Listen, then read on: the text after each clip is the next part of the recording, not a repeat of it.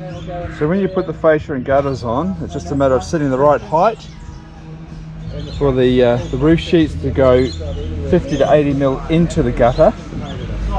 And you can see the fascia goes on first.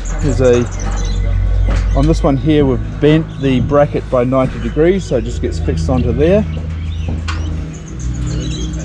So these are the fascia brackets. So these get stuck on, you can just see on the end here, like that. You can see how that all clips into the actual fascia there. So that slides in,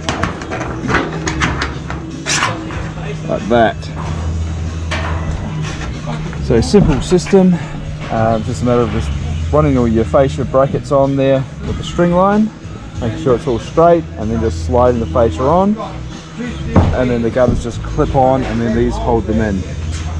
So that's one of the gutter clips, and this is the other one here, the saddle.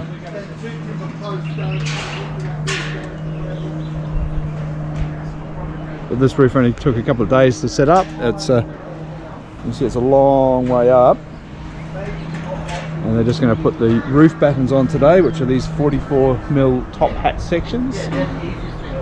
It's already been strapped and braced,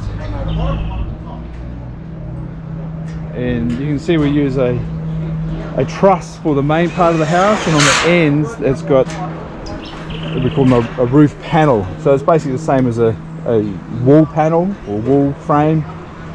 Just lays on the end to create an extra bit of strength, and then the battens go over the top and tie it all in together.